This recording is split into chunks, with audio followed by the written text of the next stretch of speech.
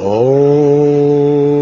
Namo Bhagavate Vasudevaya.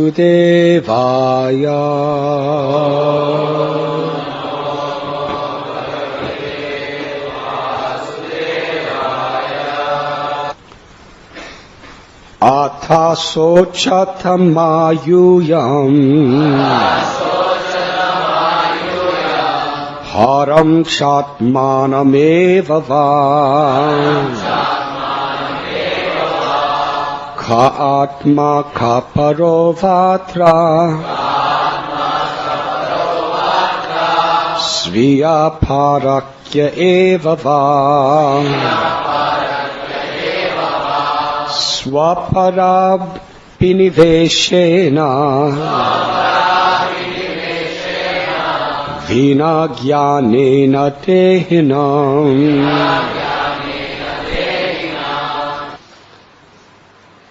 After instructing all the foolish relatives of Suyagya, Yamaraj, in the form of a boy, disappeared from their vision. Then the relatives of King Suyagya performed the ritualistic funeral ceremonies. Therefore, none of you should be aggrieved by the loss of the body, whether your own or those of others. Only in ignorance does one make bodily distinctions, thinking, who am I? Who are the others? What is mine? What is for others? Purport by His Divine Grace, A.C. Bhaktivedanta Swami Prabhupada. In this material world, the conception of self-preservation is the first law of nature. According to this conception, one should be interested in his personal safety and should then consider society, friendship, love, nationality, community, and so on, which have all developed because of the bodily conception of life and a lack of knowledge of the spirit soul. This is called ajnana.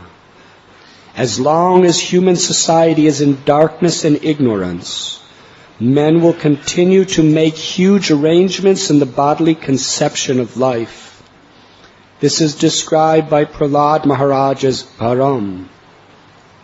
In the materialistic conception, modern civilization makes enormous arrangements for huge roads, houses, mills, and factories, and this is man's conception of advancement of civilization. People do not know, however, that at any time they themselves may be kicked out of the scene and forced to accept bodies that have nothing to do with these enormous houses, palaces, roads, and automobiles.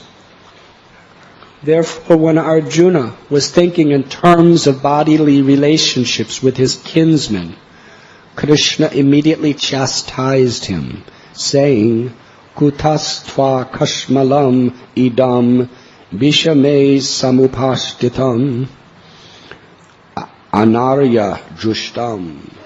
This bodily conception of life is befitting the anaryas, the non-Aryans, who are not advanced in knowledge. An Aryan civilization is a civilization advanced in spiritual knowledge. Not merely by stamping oneself an Aryan does one become an Aryan.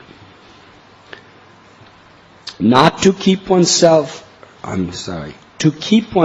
in the deepest darkness concerning spiritual knowledge and at the same time claim to be an Aryan is a non-Aryan position. In this connection, Srila Madhvacharya quotes as follows from the Brahma Vaivarta Purana. Ka atma kapara iti dehadyapekshaya nahi dehadir atmasyan nacha shatru udirata atho daihika vridhoiva kshayiva kim prayojanam yastu deha gatho jiva sahinasham nagachati tatha satru vividho cha swanase sochanam kuta dehadi vyatirikto tu jiveso pratijanata atta atma vividdistu vasudeve rathi stira satrunashas tatha jnana nashonanya kathanshana. The purport is that as long as we are in this human form of body, our duty is to understand the soul within the body. The body is not the self. We are different from the body, and therefore there is no question of friends, enemies, or responsibilities in terms of bodily conception of life. One should not be very anxious about one's body's changing from childhood to boyhood, from boyhood to old age, and then to apparent annihilation. Rather, one should be very seriously concerned about the soul within the body and how to release the soul from the material clutches. The living entity within the body is never annihilated. Therefore, one should surely know that whatever one has, that whether one has many friends or many enemies, his friends cannot help him and his enemies cannot do him any harm. One should know that he is the spirit soul, aham brahmasmi, and that the constitutional position of the soul is unaffected by the changes of the body. In all circumstances, everyone, as a spirit soul, must be a devotee of Lord Vishnu and should not be concerned with bodily relationships, whether with friends or with enemies. One should know that neither we ourselves nor our enemies in the bodily conception of life are ever killed. Therefore, none of you should be aggrieved by the loss of the body, whether your own or those of others. Only in ignorance does one make bodily distinctions, thinking, who am I? Who are the others? What is mine? And what is for others? Today we are reading from Srimad Bhagavatam, Canto 7, Chapter 2, entitled Hiranyakashipu, King of the Demons. Text 59 and 60.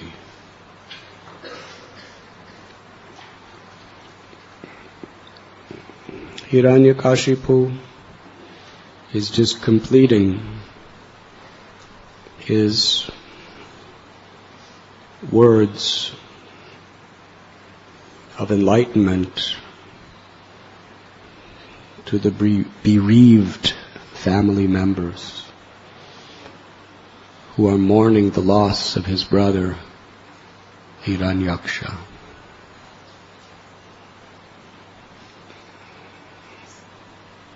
Hiranyakashipu is a great scholar.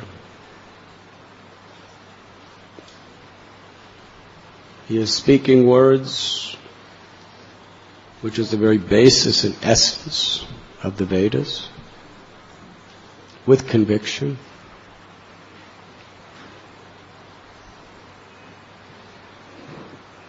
And the amazing thing is, through his preaching, he does alleviate the suffering of his relatives.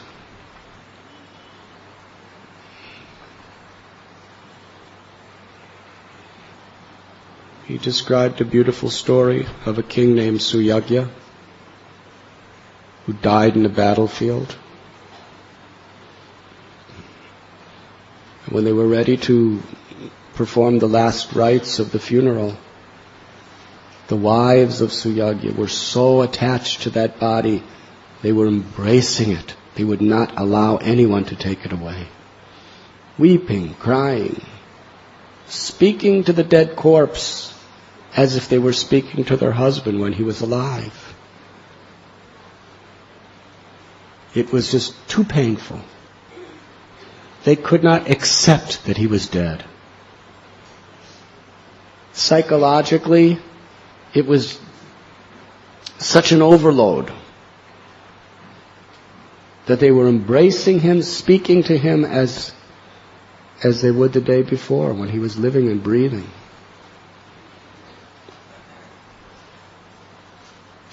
And nobody could pacify them. So Yamaraj, it's his duty, out of compassion. They didn't know that actually what they were doing was harmful to him. Because his soul was so attached to the body, and his soul was so attached to his loved ones, his kingdom, and all the things related to the body, that although the body was dead, the soul was hovering around that body like a ghost. Couldn't give it up. Horrible position. You can't reciprocate with anyone through the body. You can't enjoy the body. You're just miserably seeing it's dead. And you're watching all of your loved ones weeping and crying. You're gone, and you can't speak to them. You can't do anything for anyone, including yourself. But you're so attached, you can't give it up.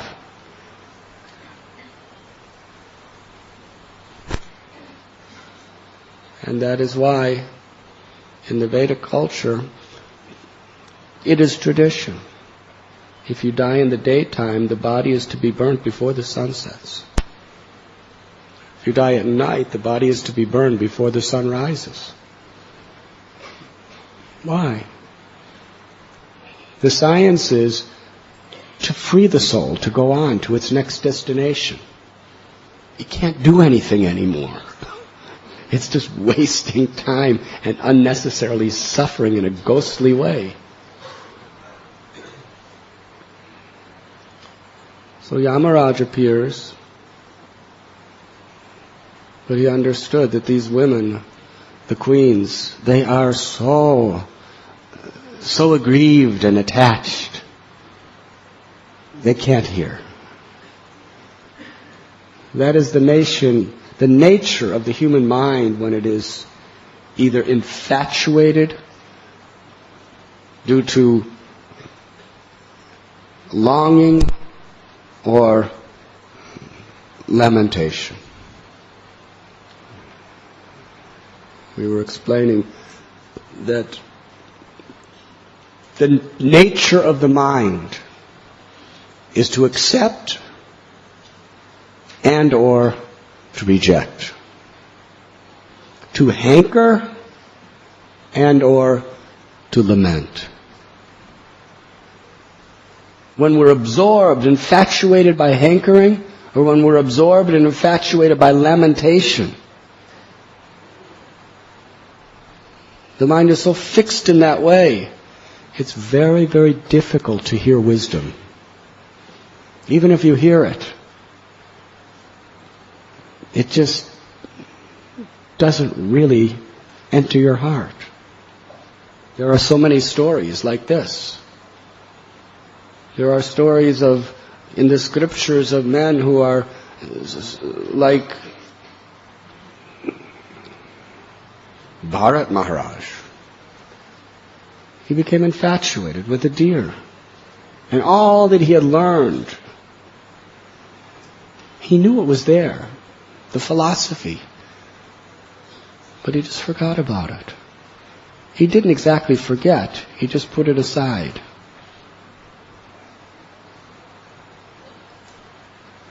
We have Dhruva Maharaj. He was so hurt by his father siding with his stepmother that even though Narada Muni gave him good instructions, just go home, forgive him, it's not so bad, he said, whatever you're saying may be true, but it doesn't sit in my heart. I'm too pained by what happened. I can't hear what you're saying. People who become infatuated by anger, infatuated by lust, infatuated by greed. You could speak to them. What will be the results of your activities? You could speak to them. Is this what you really want? Everything you've gained for so many years, you could just lose it all? But in that infatuated state, very, very difficult to hear. Narada Muni, he was a good preacher. Magrari the hunter. He was half killing animals so that they would suffer a slow, miserable death. Narada Muni saw these animals just screaming, howling in pain. And he said to Magrari, if you're a hunter, then if you have to do something, then kill them. But why you half kill them? Now, half killing is really an art. Any hunter can kill, but to half kill, it's a science. It's a very fine art. He was very proud. He said, I get great pain I get great happiness when I see other people suffer because of my powerful controlling nature. This is a very perverted desire for those who want to be God. Krishna is the only enjoyer. He is Purusha. We are Prakriti. We are meant for His enjoyment. Nityo nityanam chetanas chetananam eko bahunam yoga dadati kamam.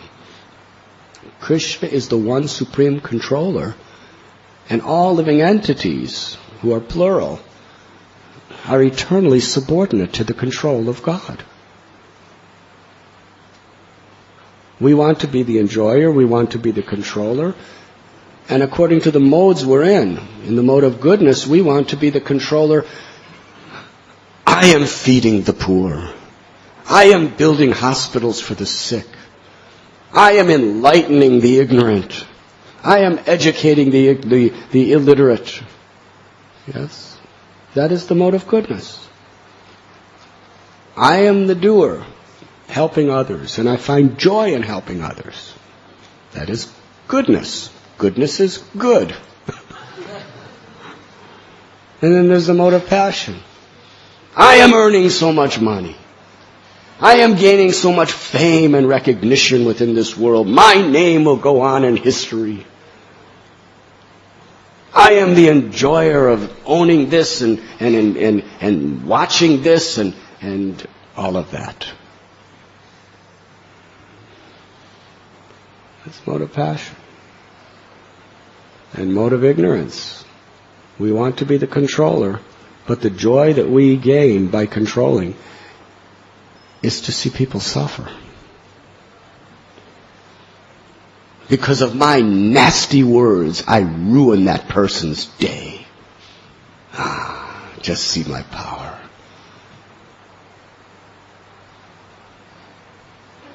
I can destroy millions of people with my armies because I don't like them. Stalin, Hitler, what a God complex they had. Whole races of people, whole nations of people. If I want, I can annihilate them all. I am God.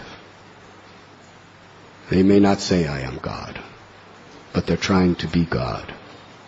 And what a sense gratification that is to their mind. Just by my word, millions are suffering and killed. It's the same principle. Wanting to be the enjoyer and the controller. And when that mentality is under different modes of nature, it manifests in different ways. Infatuation. And when you're infatuated like that, even somebody tells you, very difficult to listen. Yes, Prabhu, I know what you're saying is true, but my mind there's too many other loud voices.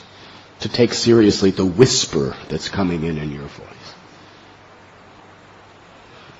So in this state, sometimes great souls have to use creative means.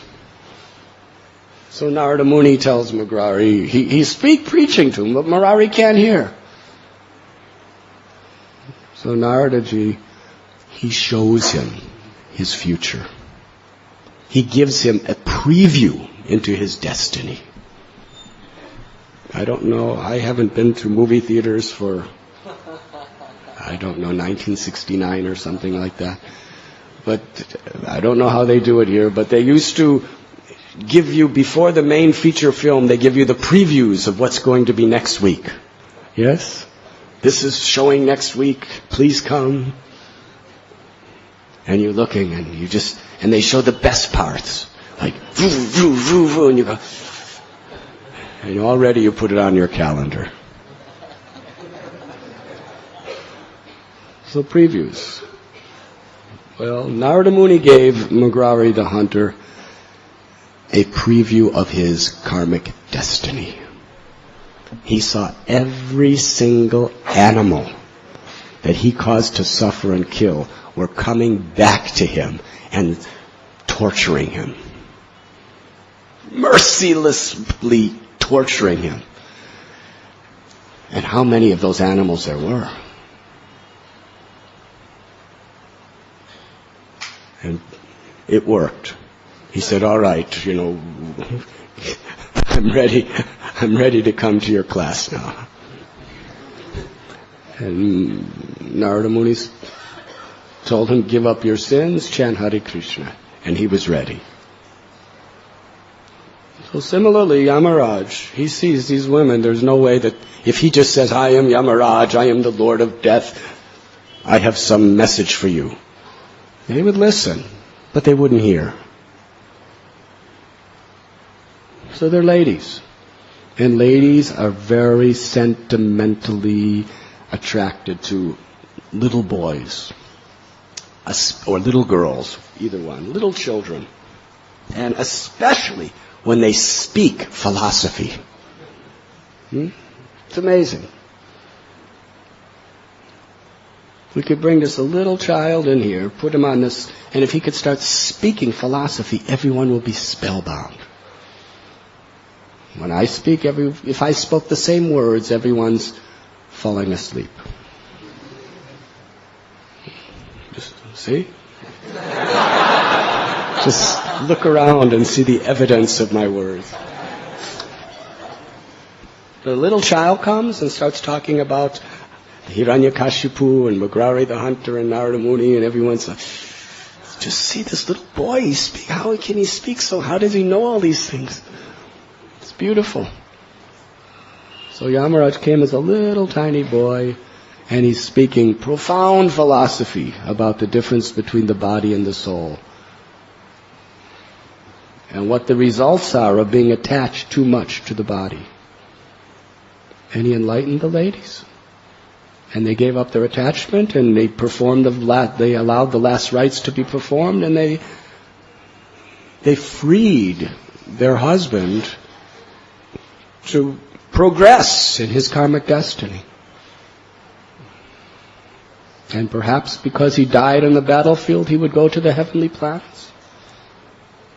Rather than just hovering around a ghost, watching everybody weeping and crying and doing nothing for them or yourself.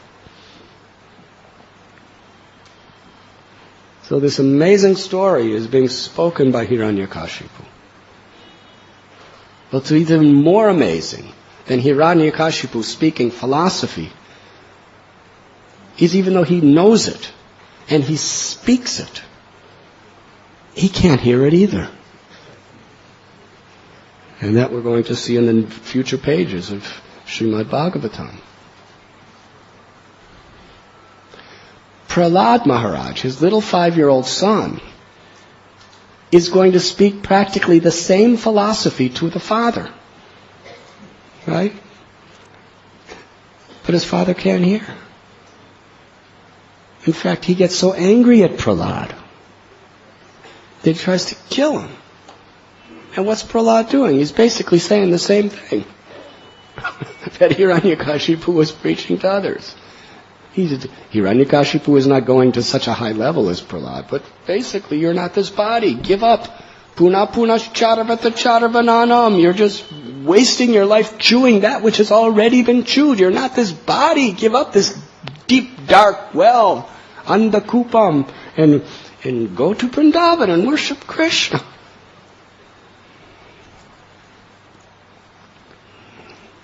Hiranyakashipu couldn't hear. Because of his infatuation. Because of his attachments. He couldn't. He's saying to these ladies that, he's saying to his mother and Hiranyaksha's wives and all his children, saying, don't worry about it. Okay, he's dead. He's not the body. He's the eternal soul. He's talking about friends and enemies and all this stuff. Right? It's here. Why you're so attached? They can't help you. Your enemies can't hurt you. Your friends can't help you. To get this message, Yamaraj appears as a little boy. It appears he's about 5 years old. Now Prahlad is 5 years old. And he's speaking to Hiranyakashipu. Why can't he hear? He's more an illusion than the ladies that he's condemning.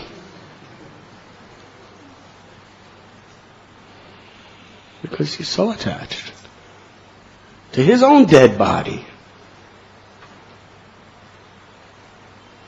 And in his school, headed by Sanda and Amarka, they're specifically teaching how to exploit your friends so you can get the most out of them, and how to either subjugate or annihilate your enemies. That is social science. And everything in the school was based around that principle. They were learning mathematics and histories and all those things, but they were all for that purpose.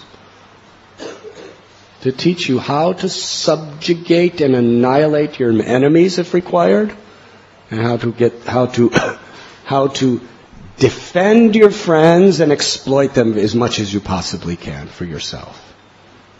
And if you can't, they become your enemy.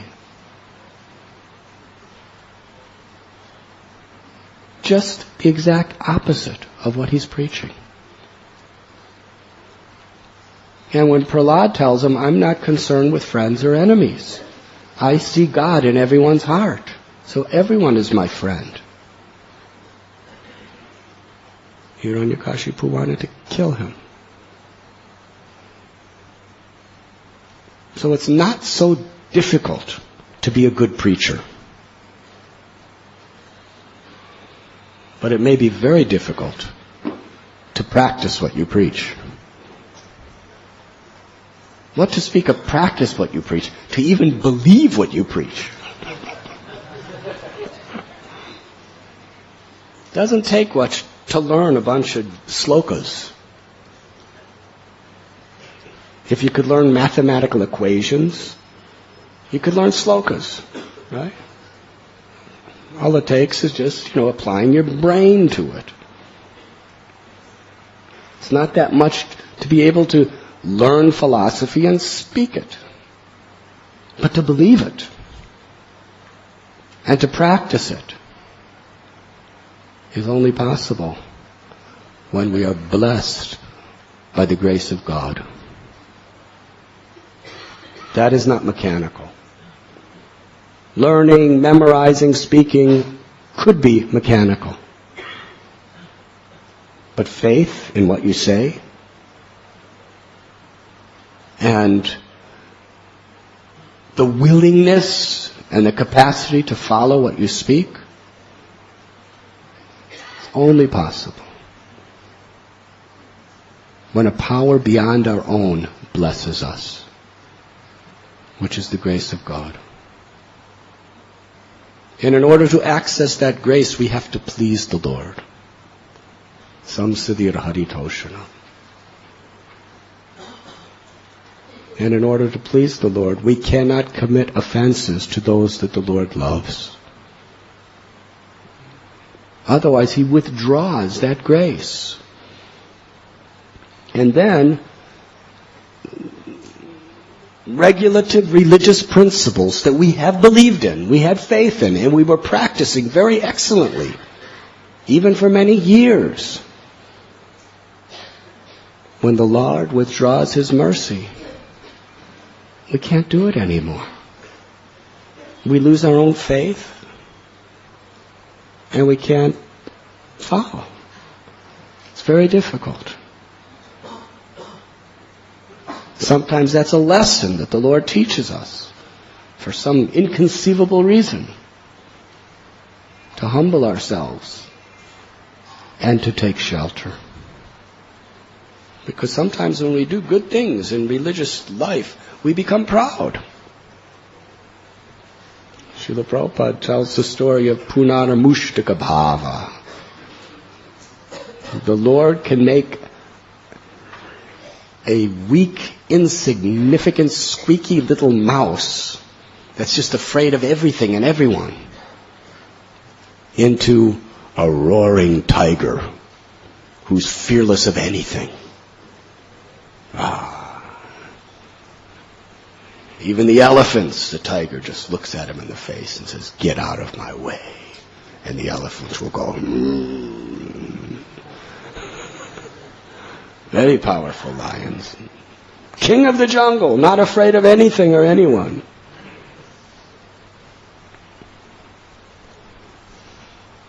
So the Lord can make a mouse into a lion,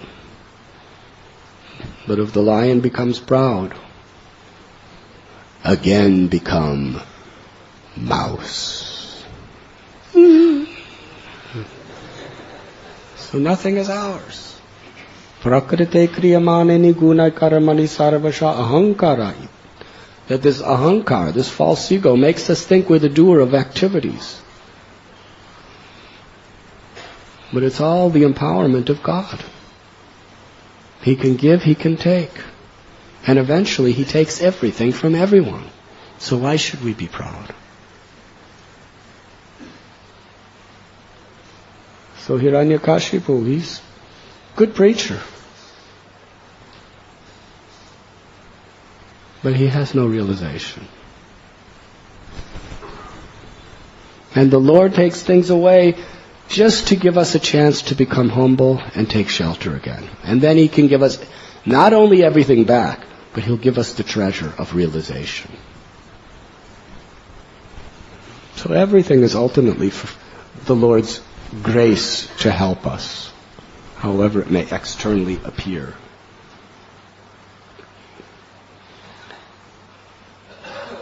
So in these particular verses, Hiranyakashipu is describing how we make such big, grand arrangements, but when they're under the pretense of the ignorance that I am this body and those things in relationship to body are mine, they create ultimately nothing but pain.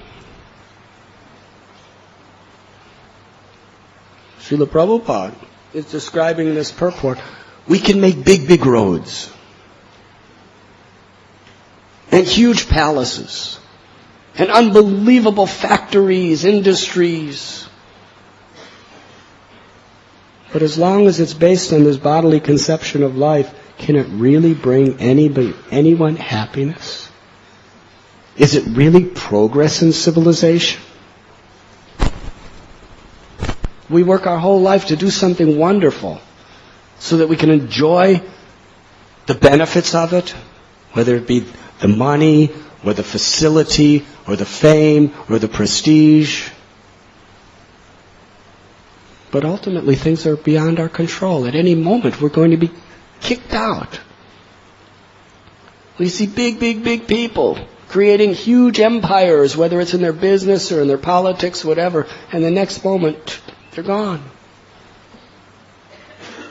Politicians, they work their whole life to get a position. Then they're assassinated. The least expected moment. big business people, they massive industries, and then they're still just middle-aged people. And some disease or some traumatic event, and they're dead, and everything's gone. It's the nature. Recently I was in one country, I believe it was Italy, and I was looking at this building, a huge government building. It was magnificent. It was like a blocks long. And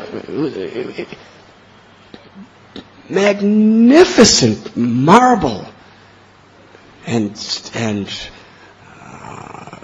pillars and statues, and it was an architectural wonder. And I was asking, when was this built? And why was it built, and who built it? Even I was wondering, because it was so amazing, very impressive. And they told me the story. Would you like to hear? This master architect, it was his life's work. It took him, 30 years to build it. And he had all the funds of the state and everything else. Whether it was the president or prime minister of that country, Italy, I don't remember, but they just gave him huge amounts of funds to build it. And it was supposed to be one of the greatest buildings in modern times, artistically, architecturally, and he did it. He built it. And the world was coming to see it. It was unbelievable. And he was getting all kinds of awards, and he was famous, and he was getting so many gifts and so much prestige, unbelievable prestige. But then what happened? The building started sinking in the ground. And now the world was saying, he spent all that money and the whole building's going to fall down. He was so ashamed. He was so disgraced with himself. He felt it was such a failure that he committed suicide. Hare Krishna. Happiness and distress. The same thing that he gave 30, 40 years of his life to build, his mission, became the very reason of such misery, such unbearable misery. The only way he could deal with it was to commit the sin of suicide. But the amazing thing, after he committed suicide, it stopped sinking. It's still there, like 100 years ago. It hasn't sunk, and they found out it's never going to sink. It only sunk like about an inch. So everyone's enjoying it except him. He's probably a ghost just wandering the halls of that building for a long time until the building's disintegrated. He'll probably just be hovering around it as a ghost. An example. How complicated civilization is if you don't realize you're the soul.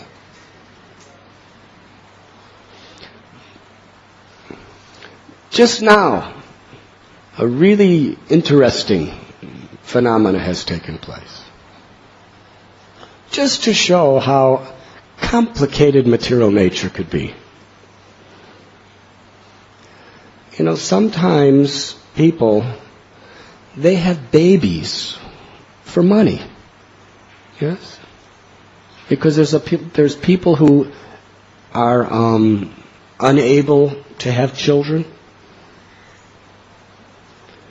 So if you have a child with your husband or with somebody else, I don't know, And then you make it clear that as soon as the child's born, even before the child's born, you sign papers that it's for adoption.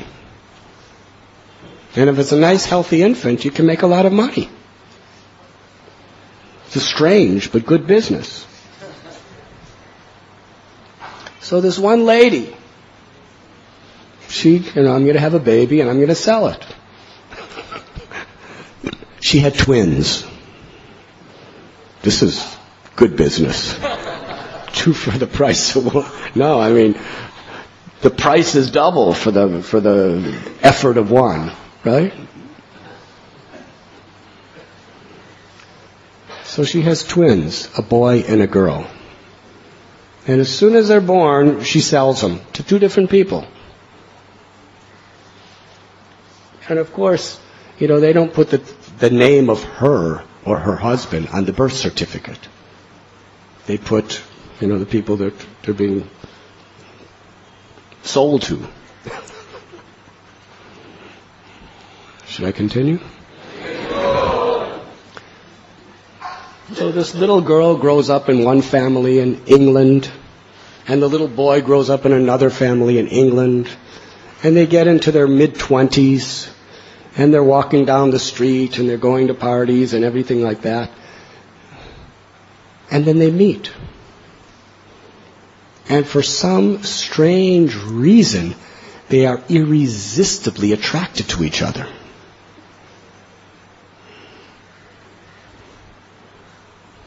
For good reasons. And they fall madly in love. And they date each other for some time. And everything is so totally compatible. They just have such compatible natures and such compatible desires and everything else. They get married. Twin brother and sister get married. And then after they're married, somehow or other they found out that actually they were adopted, and they do research after they're married. They both found out that they were both adopted, and they do research, and they find out they have the same mother and father. They're twins, brothers and sisters. We shouldn't be married. What kind of children are we going to have? And everything changed. The romance was finished. So they went for a divorce. And they go to the judge, and annulment. The judge said, you have good case, annulment, no need for divorce and all this. It's just pretend you've never been married. Well, this is how complicated material civilization is today. People don't even know who they are.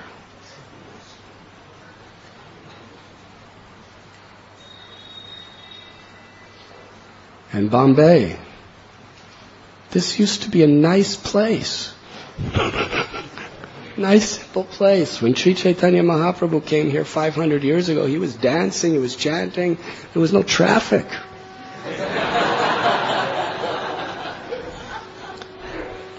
No, what's happening here?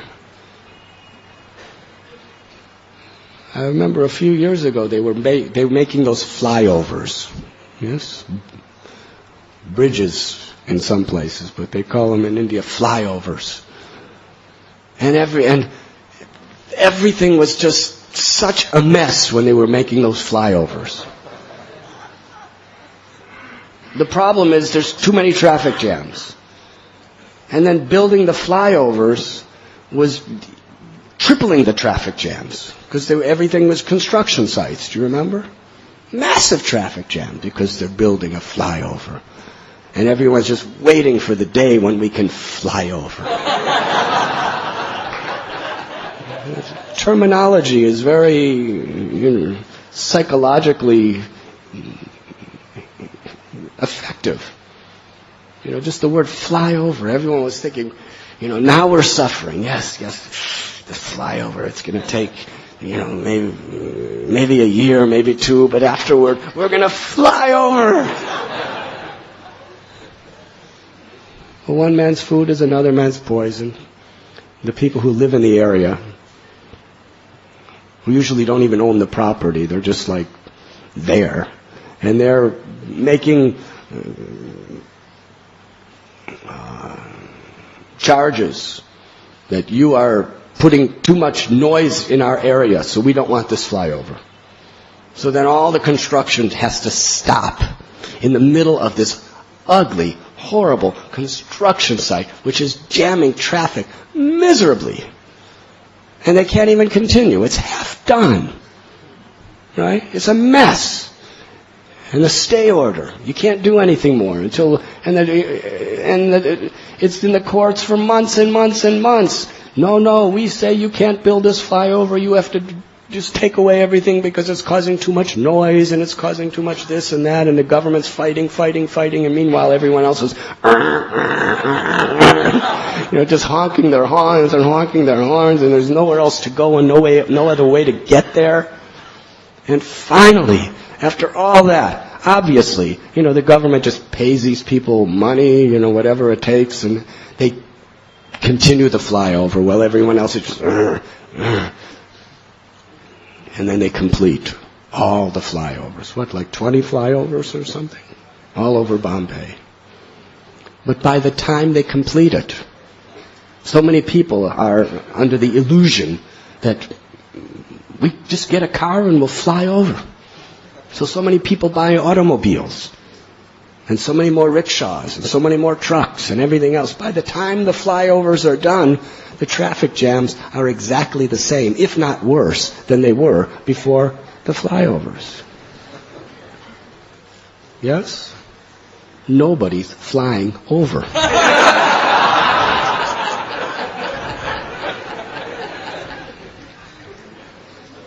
Still. So we went to...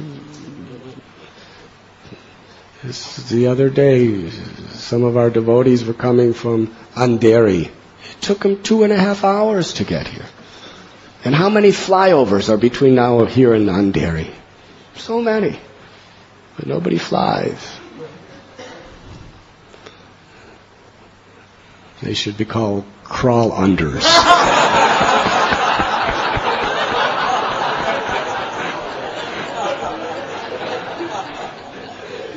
Some people are crawling over, some people are crawling under, but everyone's crawling. That is the problem. But can you imagine if they didn't build these crawl-unders? What a mess it would be.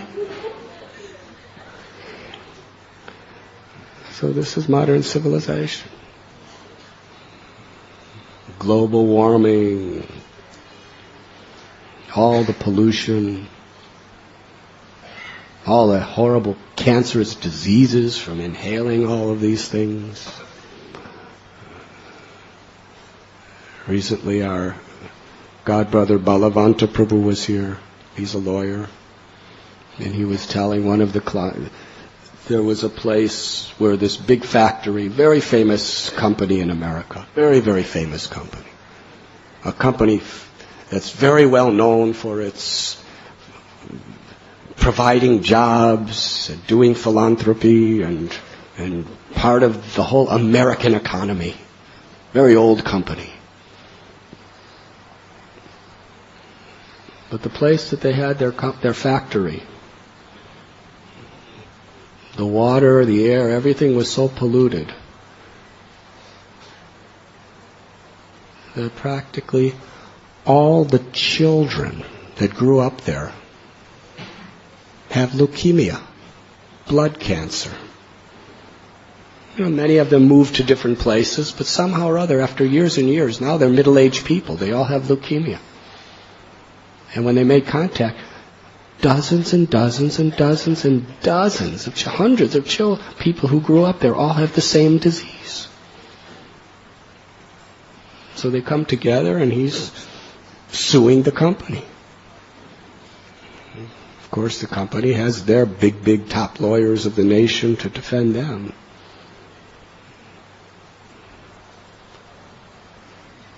So yes, they made a lot of good products that everyone was using. But what is the cost?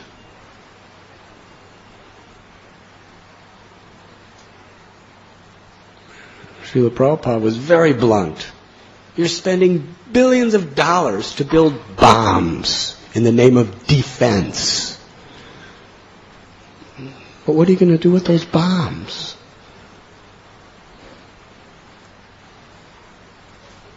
When people have weapons, there's a tendency to use them. And there are so many mad, crazy people in this world. During the Cold War, where America's enemy was Russia and Russia's enemy was America, United States, they were both building arsenals of nuclear bombs, competing with each other. I mean, why? I mean, if you logically try to make sense of it, it's really crazy. America shows a bomb, then they have to build a bomb, then they have to build a better bomb, and then they have to build a better, and they're just escalation, escalation, escalation. They have dozens and dozens, hundreds of nuclear bombs, both of them. What are they going to do with them? Why?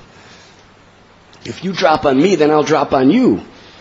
And before you drop on me, if I know you're going to drop it on me, I'm going to drop it on you.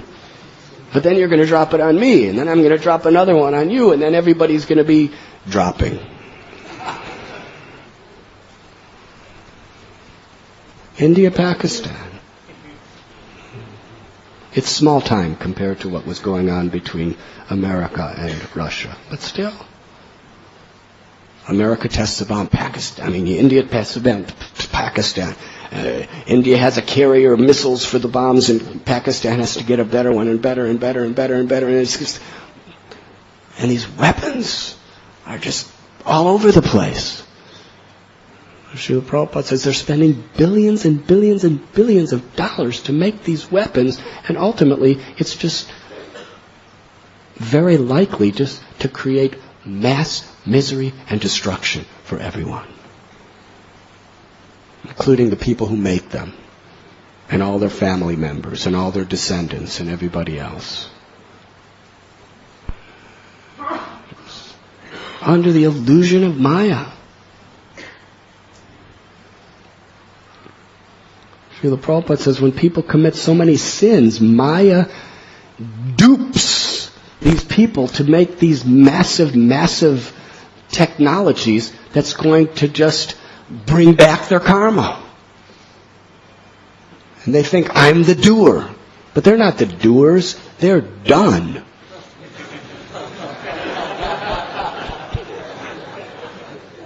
It's just material energy, using them as ignorant puppets to be the instruments of suffering to others.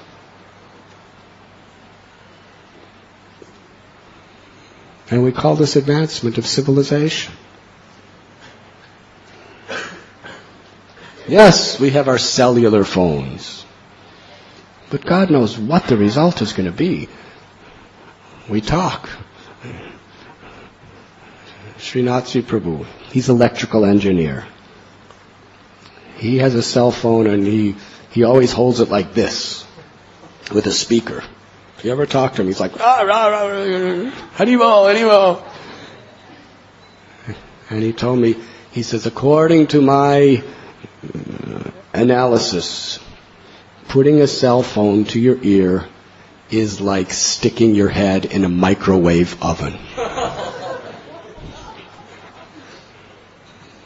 Now, he's a PhD in electrical engineering. I am only repeating his words. But even if it's true, who's going to stop using it? It's so convenient. How can I live without it? Anywhere you go. I remember I called my father once. I thought he was home. I heard this noise. I said, what's that? He said, I'm on the golf course in a toilet. He was in a golf course, in a toilet, in the 12th hole of some golf course. He was in a toilet. And I called, and he answered the phone. And while he's talking, he's flushing it. So what's that? said, I thought you were home. It used to be you'd call someone's home number, you know they're home, right? Now you call someone and the first question you ask, where are you? Are you in Bombay? No, I'm in Australia. I thought I was calling just to tell you I'm coming over to bring you some prasad, but I guess I can't afford to come to Australia. So complicated. Yeah, we told the story about that study of the bees. The bees are pollinating so many fruits and pollinating so many vegetables. It's nature's will. Pollination. The bees drink some nectar and they get the pollen on their mustaches or whatever they have. Not like Indian people's mustaches, but like bees' mustaches. And then they go to the next flower and the pollen falls off and it pollinates. And for there are many vegetables and fruits and things like that. It's the only way they can grow is the bees pollinate them. And now these cell phones, bees have those little antennas that come out. And they can relate to each other and relate to the atmosphere on the basis of those little antennas. And now there's all these cellular phone frequencies all over the place, and they're affecting the bees. They're becoming neurotic, psychotic. The bees are becoming bewildered. They're becoming bewildered.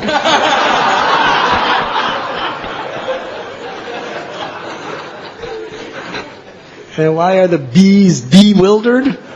Because human society is bewildered.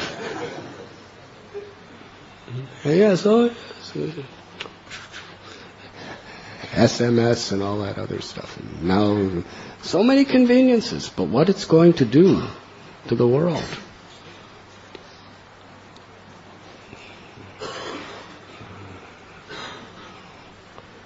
We don't really know. Simple living, high thinking. God has created nature in such a perfect way. One devotee scientist was telling me about the sun. The sun is the source of heat and fire. The sun, just think of the sun. It's fire. The planet of the sun is fire, yes? And the sun rays that are emanating from the sun, these sun rays are traveling millions of miles, and they don't go out, right? Like we make a fire and the spark, how far does it go? It gets less and less and less. The sun comes, and the sun rays, which are like little beams of fire almost, they don't, it's not like all the rays are going like sparks hitting our body. It feels nice. It might be warm sometimes, but in the winter it just feels so nice. And the sun rays are going into trees and creating the wood. And what is the wood? The wood is stored with the fire of the sun. Yes? And that's why when you Prabhupada says wood is actually fire. The energy of the sun is stored within it. But it can only be released when it comes in contact with fire directly. Then its inherent nature is just released, and the fire comes out.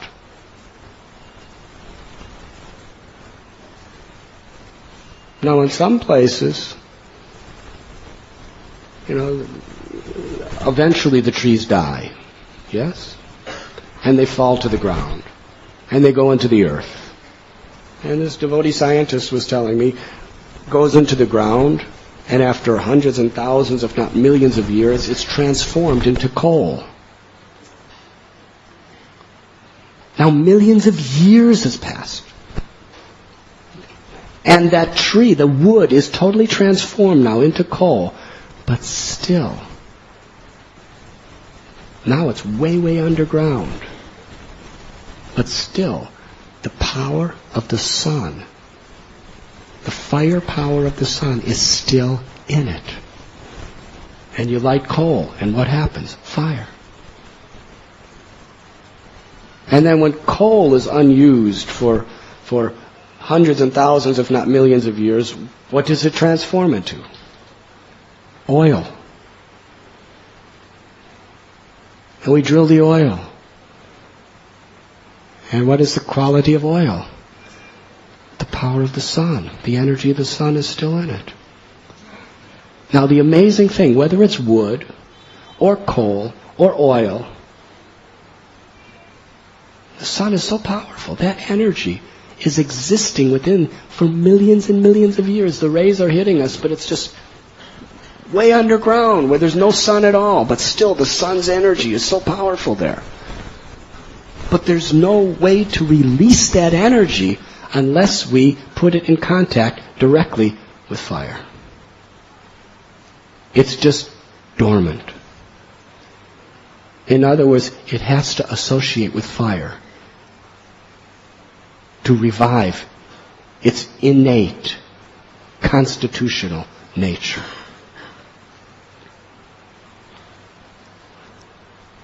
This is the law of nature. Nitya siddha Krishna prema sajya kabunoi sravanadi sudhi cheti koriye udoi. Inherently we are all part of Krishna. Inherently we all love Krishna. It is our nature. Love of God is dormant within everyone. But somehow or other, we're all like pieces of coal. It's dormant within us, but there's no manifestation of it. Because we're just associating with darkness. So we're just in darkness. Mahatsevam dwara mahurvamoktaistamo dwaram yoshita shangi shangam. But when you associate with people who love God, it's like putting fire on oil. The inherent fire nature of oil manifests. And it could heat the buildings, and it can make your cow run, it could do so many things. But oil in and of itself is useless. It's disgusting. Yes? But when you bring out its inherent quality, so many things can be done with it, so many useful things. So in the same way, the only way to awaken and manifest the inherent love of God, the inherent blissfulness of the soul, is association. To come in contact with people who love God, and to come in contact with God. Association is so important. And that is why there is no more powerful means of delivering the soul than chanting the holy names. Nam namakari bhav nijasarva shaktish. The holy name is none different than God, all the power of God. Through the various processes of yoga, karma, there's the karma kanda where we try to elevate ourselves by relieving us of ourselves of our sins by performing pious activities and nice yajnas to please higher powers. And then there's the Astanga kanda where through breath control, through moral principles, through yama, niyama, asana, pranayama, dharana, dhyana, pratyahara, samadhi, these eightfold yoga systems are meant to gradually, align your lifestyle with nature, God's nature. But the most powerful direct means, Harinama, Harinama, Harinama eva kevalam, is the chanting of God's name, because the name is none different than God. The name of God puts you in direct contact with the Supreme Lord, Bhagavan. Therefore, it's the most powerful, most direct means. And what happens when you come in that contact? Nitya Siddha Krishna Prema Saja Kabunai. That inner perfection that's dormant within your heart awakens in that association directly. Two most powerful principles Sri Chaitanya Mahaprabhu taught: associating with devotees and chanting the names of the Lord and hearing the glories of the Lord. That fire of love of God is within us, but it's completely dormant and forgotten. But by coming in contact with those who love God and chanting the holy names, it's like lighting fire. And it just blazes and burns to ashes all of our misconceptions, all of our ignorance, all of our worldly attachments. And that fire illuminates our hearts and illuminates the world.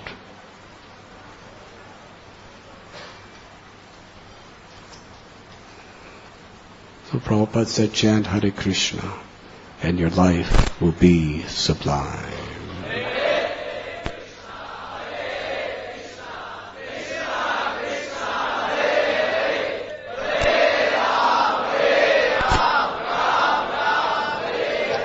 When Srila Prabhupada first met Bhaktisiddhanta Saraswati Thakur in 1922, first meeting, Prabhupada just never met this sadhu before, just bows down. Didn't even want to go to see him. He was forced to go to see him by one of his friends. Prabhupada said, amongst my friends, you will be happy to know I was always the leader. And they wouldn't go to see Bhaktisiddhanta Saraswati Thakur unless I approved. And they really liked him, so they wanted my stamp of approval. So they dragged me there. And I bowed down to this Swami, and he said, oh, you are intelligent, educated young man. You should take the teachings of Lord Chaitanya and spread it in the English language in the Western world. Prabhupada was just that year, he dedicated his life to Mahatma Gandhi's movement, Swaraj.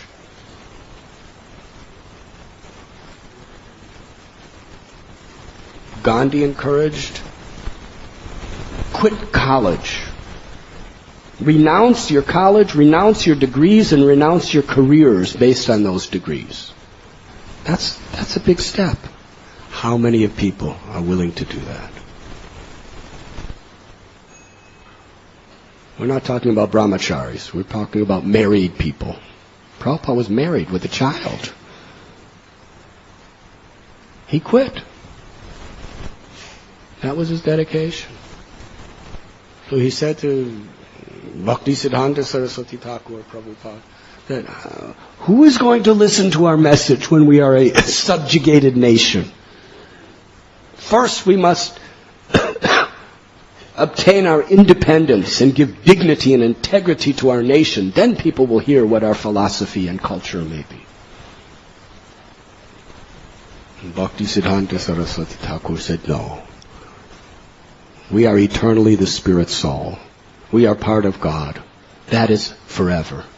There will be so many political changes, but the truth must be spoken now. And then he said, people must understand that their real benefit is not who rules the nation. The real benefit is not what their profit and economic successes may be. The real benefit must be taught how to prepare for your next life. That was his words. If we understand we're the spirit soul and we understand that we could die at any moment, because there's danger at every step, padam padam yad vipadam natesham, and it's inevitable, we should live in such a way that we spiritually prosper and find real happiness in this life,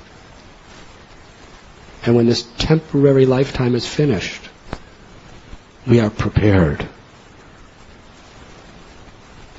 to go back home, back to Godhead. That is real benefit. That is advancement in civilization. Actual advancement in civilization is to the degree that people are preparing for their next life in this life.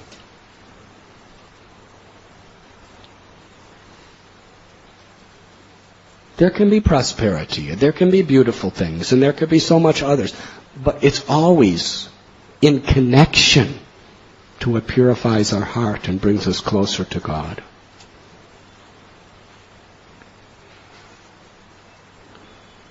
Hiranyakashipu is teaching very nice this lesson. But at least his son understood nicely. Actually, Narada Muni taught his son. Yes? When the son was in the womb, Narada Muni was preaching to the mother. And little Prahlad in the embryo heard his teachings. Now, Narada Muni was not a stranger to Hiranyakashipu. It explains Narada Muni used to visit Hiranyakashipu. And Narada Muni would offer his obeisances, his pranams to Hiranyakashipu. But Hiranyakashipu couldn't hear a word he said. We all have our free will. And that is the lesson of today's verse. Is there any questions? Yes, Prabhu.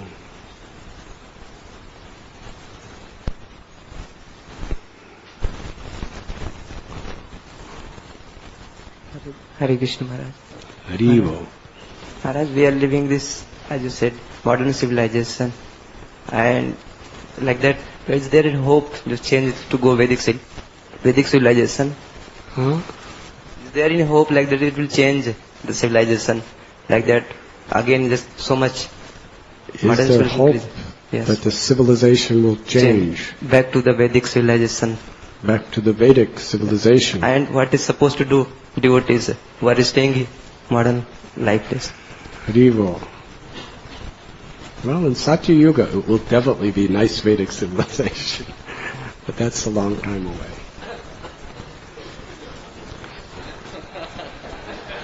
So there's hope.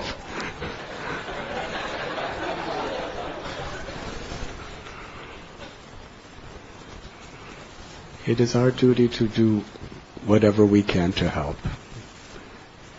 And because the course of human behavior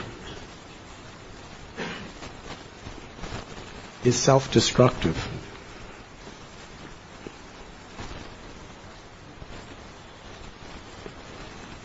anybody who's really thoughtful about today's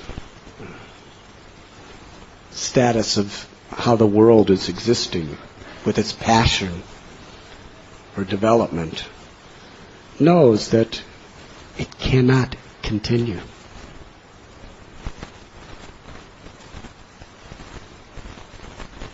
The sun's shining so nicely. Why not live in the light? Rather than just going deeper and deeper and deeper down into the darkness to find oil. Right? And the amazing thing is, the longer you do it, the deeper you have to go. Yes? As far as I was told, I'm a layman and something like a sadhu. What do I know about these things? But people tell me things. One of the greatest oil powers of the world in the last century, beginning time, was the United States. They were drilling oil in Oklahoma and Texas, so they were getting a lot. They were exporting it. They were powerful because they had such a supply. But the nature is, the more you dig, it starts getting, you have to go deeper and deeper and deeper and deeper, just like if you have a well, you take from, if there's no, let us say, a bin of water, a dry well, you fill it with water. And you, at the beginning, it's so easy, you just like, but then you can't reach anymore. And you have to get a rope and go. And pretty soon you're like, when it's way down, you're going, well, that's the way it is. And it costs a lot of money to go down, down, down. The more you take it, the more it goes deeper, deeper, deeper, deeper. And the deeper it is, the deeper you have to pay for it.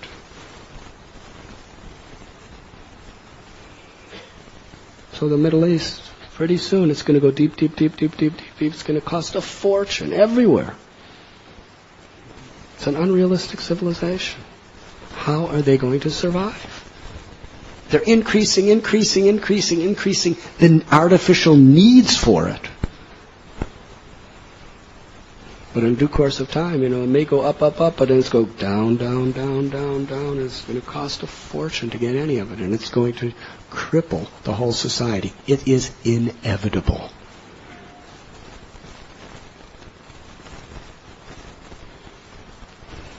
And not only is it going to cripple because the supply is going to be so difficult to get and it's going to become so rare and expensive, but also in using it, it's disturbing the whole ecology of our planet. All of this global warming and other such problems, it's creating pollution, cancer due to the ultraviolet rays of the sun, infrared rays of the sun, and all these things are coming, and beyond because the filter of the atmosphere is no longer working properly. So disease is happening to individuals. The ice caps are melting. The oceans are rising. Bombay may someday be just a bay. Unless it's bombed.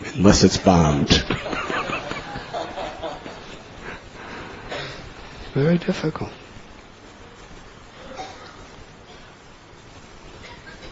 So the Vedic philosophy is so relevant.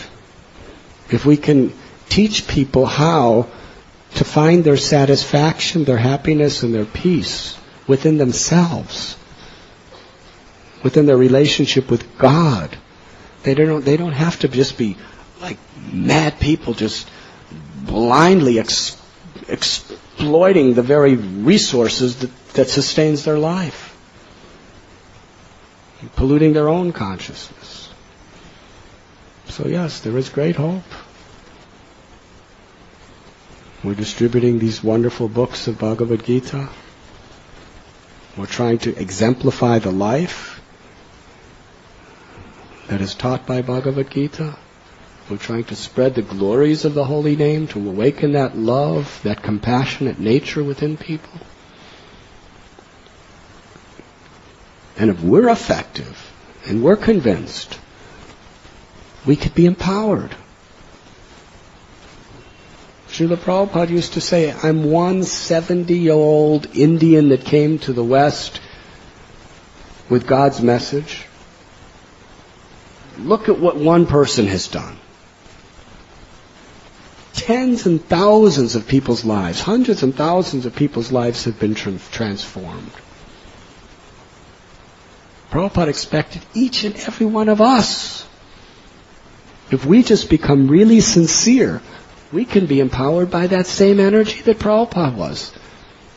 If one person could do so much, how much could 100,000 people with that same power do? To enlighten people, to live in harmony with their own souls and with God.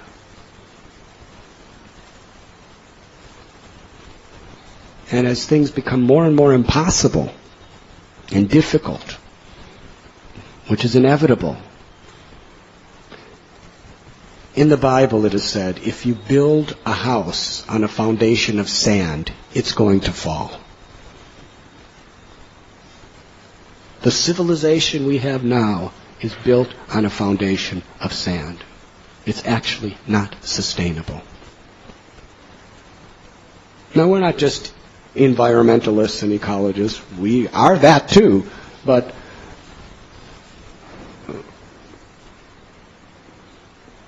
that's unsustainable too for the soul. The real foundation is knowledge. That I am not this body, I'm the eternal soul. And this body is meant to be utilized as according to the will and the needs of the soul, and in harmony with God. Yukta Vairagya, we could use science, we could use technology, we could use so many facilities within this creation, but it should be used in harmony with the will of God. We don't have to neglect, but we have to have proper motivations, and it has to be directed with knowledge of actually what's beneficial. And we could make a big difference, definitely. And when things start really crushing, we have answers. We have a foundation built on a stone of knowledge that we can present to people. Does that answer your question? Haribo. Thank you very much. Srila Prabhupada ki jai.